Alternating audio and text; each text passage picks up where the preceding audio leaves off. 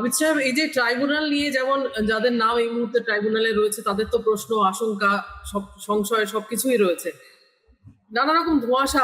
পুরো বিষয়টা নিয়ে তো খুব পরিষ্কার কোনো চিত্র নেই। একটা ভোটার লিস্ট সবচেয়ে সর্বশেষ একটা বেরিয়েছে, কিন্তু সেখানেও নানা রকম অভিযোগ উঠছে যে প্রচুর নাম, সেখানে আবার ফর্ম 6 দিয়ে প্রচুর নাম তোলা হয়েছে। অনেক রকম মানুষের মনে সংশয় রয়েছে, এর মধ্যে কতটা বাস্তব ভিত্তি রয়েছে এবং কতটা জল্পনা সেটা নিয়েও নির্দিষ্ট তথ্য কিন্তু নেই। এরকম একটা আবহাওয়ার মধ্যে কি ধরনের ভোট হতে চলেছে তাহলে পরশু, আর মাত্র কয়েক ঘন্টা পর? এখন ভোট কিরকম হচ্ছে তো আগে বলা হয়েছে, আমি আর রিপিট করছি না। ভোট তো জেনারেলি আমরা ছোটবেলা থেকে জেনে এসেছি, যতদিন চাকরি করেছি সেটাকে তখনও জানতাম যে ভোট হচ্ছে একটা রাজনৈতিক লড়াই। মাঠে ময়দানে দুটো পার্টি বা একাধিক পার্টি তারা রাজনৈতিক ভাবে লড়াই করবে। একজন আর ডিফেক্ট বার করবে, একজন বলবে যে ক্ষমতা আসতে চায়, সে বলবে কি করতে চাই। এবং যেরকম এই ভোটে বিজেপির যেটা করণীয় বা সিপিএম বা কংগ্রেসের করণীয় ছিল, সেটা হচ্ছে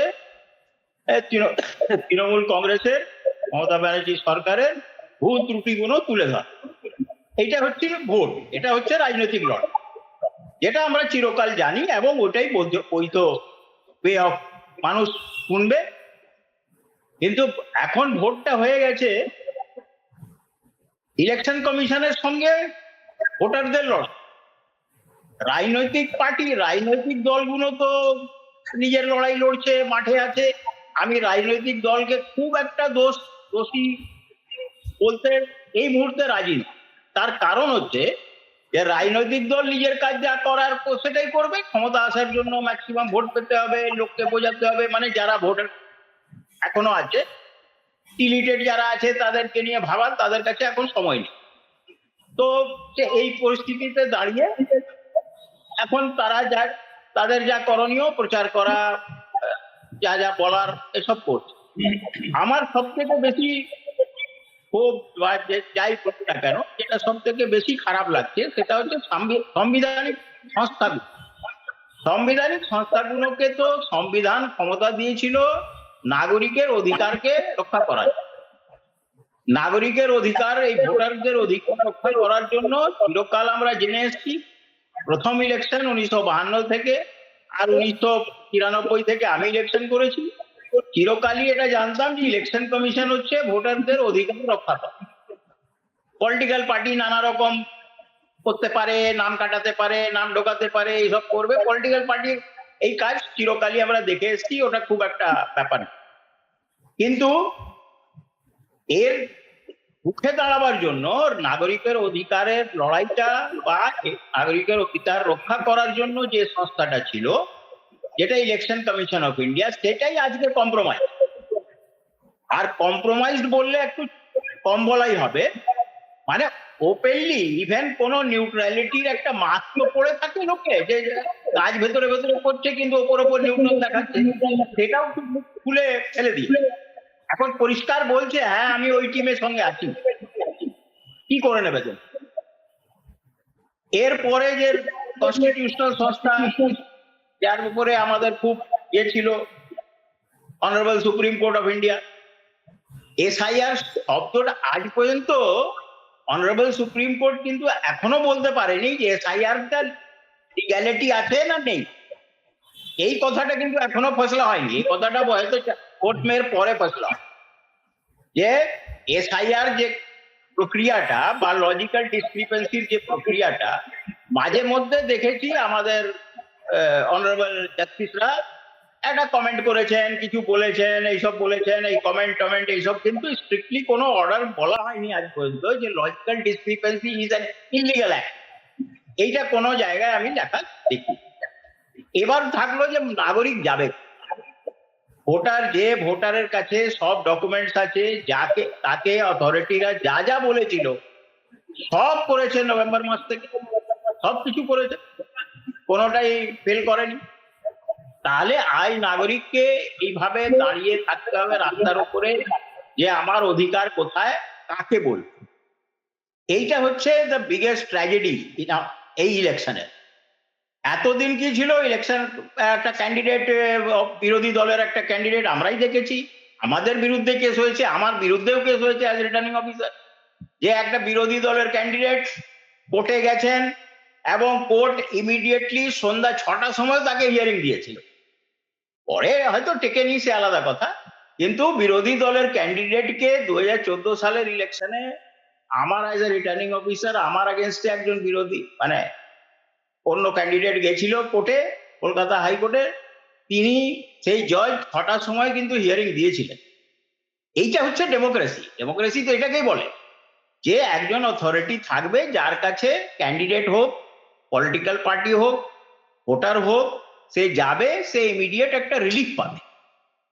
আজকে তো দেখছি 27 লক্ষ ভোটারকে নিয়ে কি রিলিফ হচ্ছে, হ্যাঁ ট্রাইব্যুনাল তৈরি করে দিয়েছি, আচ্ছা ট্রাইব্যুনাল কাজ করছে না, দাঁড়াও দেখি একটা রিপোর্ট নিচ্ছি, তো রিপোর্ট আসতে যাতে এইসব করতে করতে তো 23 তারিখ পেরিয়ে যাবে, আবার 29 তারিখও পেরিয়ে যাবে, 4 মেও পেরিয়ে যাবে। তাহলে এই 27 লক্ষ ভোটার কে নিয়ে কি হবে? আজকে যেরকম একটা ছোট্ট অ্যানালজি বলি, যে যখন নোটবন্দি হয়েছিল, ডিমনিটাইজেশন, তখন ব্যাংকে যদি কেউ টাকা জমা করতে যেত, তো তাকে একটা ক্রিমিনাল মানে একটা ক্রিমিনাল, বেআইনি, একটা 2 নম্বরই লোক হিসেবে লোকে তাকাতো, বা ওই রকম ইমপ্রেশন দেওয়া হয়েছিল যে যারা ক্যাশ টাকা রাখে তারা নাকি একটু বেআইনি লোক, একটু বেআইনি ইলিগাল টাকা রেখেছে। এই ইমপ্রেশন দেখবেন প্রত্যেক মানুষ, এরকম একটা আবহাওয়া তৈরি করে দেওয়া হয়েছিল যে যাদের কাছে ক্যাশ টাকা আছে তারা নাকি সব ইলিগাল লোক, ইলিগাল টাকা, 2 নম্বরই টাকা জমা করে রেখেছে বাড়ি। ঠিক সেই জিনিসটাই আবার তৈরি করা হয়েছে। আর খুব দুর্ভাগ্য, যেটা আগে বলা হলো, খুব দুর্ভাগ্য যে এক শ্রেণী বাঙালিও কিন্তু এই ট্র্যাপে পড়ে গেছে, যারা হয়তো লাকিলি বা যাই হোক না কেন তাদের নাম ভোটার লিস্টে আছে, তারা ভোট দেবে, তারা এই 27 লক্ষকে ঘুষপেটিয়া, রোহিঙ্গিয়া, এইটা ওটা নানা রকম, এটা আজকের ডেটে এবার বাঙালি আজ শেষ মুহূর্তে এসে তো আর বলার কিছু থাকলো না। এখন কোনো মিরাকেল হলেই বোধহয় এই 27 লক্ষ লোক ভোট দিতে পারবে। আমি তো কোনো মিরাকেল বোধহয় দেখতে পাচ্ছি না। কিন্তু এই 27 লক্ষ ভোটারকে প্রতি মুহূর্তে এটা বোঝানো হচ্ছে বিভিন্নভাবে, কেউ তো বসিয়ে আর বলছে না, কিন্তু বিভিন্নভাবে বোঝানো হচ্ছে যে এরা নাগরিক নয়, এরা ঘুষপেটিয়া, এরা ইলিগাল মাইগ্রেন্ট, এরা এটা ওটা। এর মধ্যে কিন্তু প্রচুর সংখ্যক হিন্দু বাঙালিও আছে, এই নয় যে শুধু মুসলমান আছে, তা নয়, কিন্তু প্রচুর হিন্দু বাঙালি আছে যাদের নাম নেই। তো আমি অনেক লোককেই চিনি, জানি, হয়তো বললেন সুপ্রিম কোর্টের একটা জজ আছেন, তার হয়তো রিলেটিভের নাম ডিলিটেড আছে। তো এই লোকগুলোকে নিয়ে কিন্তু যারা কনস্টিটিউশনাল অথরিটি, আমাদের কিন্তু সব কমপ্লেন আছে কনস্টিটিউশনাল অথরিটির কাছে, আমার অ্যাটলিস্ট আছে। কনস্টিটিউশনাল অথরিটিকে দায়িত্ব দিয়েছিল কনস্টিটিউশন যে তুমি নাগরিকের অধিকারকে রক্ষা করো। আর্টিকেল 326 একদম ক্লিয়ারলি বলছে যে ভোটারের অধিকারকে রক্ষা করবে, এবং আর্টিকেল 324 ওই ইলেকশন কমিশন কাজ করবে, সে করছে, নিজের কাজ করছে। এসআইআর শব্দটা লিগাল কি ইলিগাল আজ পর্যন্ত ফয়সলা হলো না। লজিক্যাল ডিসক্রিপেন্সি বারবার বলা হচ্ছে যে এটা ঠিক নয়, এটা ঠিক হয়নি, এটা ঠিক করা হয়নি, ঠিক করা হয়নি, কিন্তু ওইটাই দিয়ে তো কাজ চলছে। এখনো তো বলে দেওয়া হয়নি যে না, লজিক্যাল ডিসক্রিপেন্সি স্টপ, সব 27 লক্ষ লোক ভোট দেবে, কেউ তো বলছে না। নানা রকম কথা বলছি আমরা, কিন্তু আলটিমেটলি 27 লক্ষ লোক ওইভাবে হয়রানি হচ্ছে।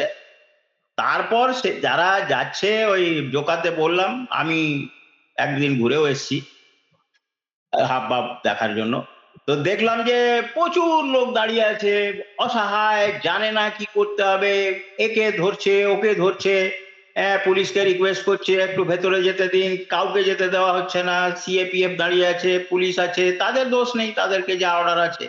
ভেতরে কি ঘটছে কি চলছে কেউ জানে না, নো ওয়ান নোজ। এত ওপেক হয়ে একটা মানে কি কি করার কি চেষ্টা হচ্ছে।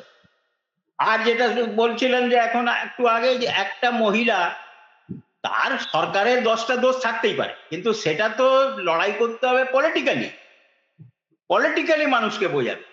কিন্তু সব এজেন্সি, মানে খুব আশ্চর্য লাগলো যে কলকাতায় একটা স্টেডিয়ামে সব প্যারামিলিটারি ফোর্সকে বসে এবং 4টে প্যারামিলিটারি ফোর্সের ডিরেক্টর জেনারেল দিল্লি থেকে উড়ে চলে এসেছেন ওই মিটিংটা করার জন্য।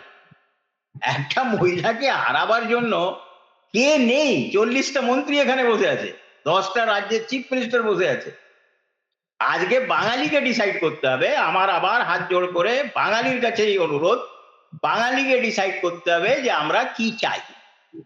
আমরা কি এইরকম একটা বাতাবরণ চাইছি?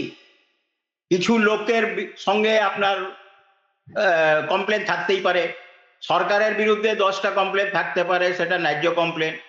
কিছু মানুষের বিরুদ্ধে কমপ্লেন থাকতে পারে, কিন্তু আজকে বাঙালি যে ব্যাপার স্যাপার, এই বাঙালিকে এইভাবে হেনস্থা করা, পদে পদে হেনস্থা করছে, কনস্টিটিউশনাল অথরিটিরা করছে, একটা পার্টিকুলার পলিটিক্যাল পার্টি করছে, এবং এতে আমরা কিছু লোক নাচানাচি করছি। এটা খুব দুর্ভাগ্য। তো ভোট দেওয়ার সময় বাঙালিকে নিজের মাইন্ড অ্যাপ্লাই করতে হবে, বুঝতে হবে যে কি ঘটতে চলেছে বাঙালির সঙ্গে। যদি এটা না বুঝি আমরা, তাহলে ওই যে দিল্লি আর বিহারের লোকেরা যেটা এখন বলছে, কথায় কথায় তো দিল্লি বিহারের লোকেরা এখন সোশ্যাল মিডিয়া খুলুন, দেখুন বলছে যে আমাদের বিশাল ভুল হয়ে গেছে, আমাদের বিশাল ভুল হয়ে গেছে। তো পরে যদি ভুল মনেও যদি হয়, পরে যদি বুঝে যাই যে ভুল হয়েছে, তাহলে তখন তো আর কিছু করার থাকবে না। একটা শ্রেণীকে পছন্দ করেন না, অপছন্দ করেন, সেটা ঠিক আছে, ওটা আলাদা একটা ইস্যু, সেটা অন্যভাবে ডিল করায়। কিন্তু একটা শ্রেণীকে টাইট করার জন্য এইভাবে যদি করতে হবে, প্রচুর সংখ্যক হিন্দু বাঙালিকেও যদি আমরা আসামে এনআরসি দেখেছি, আজকের ডেটে তো আসামের এনআরসির কথা কেউ উল্লেখ করে না, কেউ বলছে না কিছু। কেন? ওইখানে হিন্দু বাঙালি ভিক্টিম হয়েছে এনআরসিতে, সবাই চিৎকার করছিল এনআরসি হোক, এনআরসি হোক, এনআরসি হোক, ঘুষপেটিয়া তাড়াও, এই তো তাড়াতে গিয়ে এই অবস্থা হয়ে গেল। তো কালকে পশ্চিমবাংলায় এটা না হয়ে যায়, 23 তারিখে 29 তারিখে ভোট দেওয়ার সময় টিএমসি কাকে পছন্দ না পছন্দ, কাকে ভোট দেবেন, সেটা নিজের অধিকার আছে, মানুষ একটা ভোটারের নিজস্ব অধিকার আছে। কিন্তু ভোটটা সেন্সিবলি করতে হবে, যাতে আমাদের পশ্চিমবাংলার যে ঐতিহ্য, পশ্চিমবাংলার ব্যাপারগুলো আছে, এইগুলো যাতে নষ্ট না হয়ে যায়। কারণ কিছু লোক আসবে, অনেক কিছু বোঝাবে, অনেক কিছু বলবে, আমরা উত্তেজিত হয়ে একটা লোককে টাইট করার জন্য নিজের নাক কান কেটে দিলাম, পরে পস্তালে আর কি হবে। এটা দেখতে হবে। তবে প্রত্যেকে নিজের নিজ ভোটাধিকার আছে। আমার কিন্তু সিম্প্যাথি অলওয়েজ লাইস 27 লক্ষ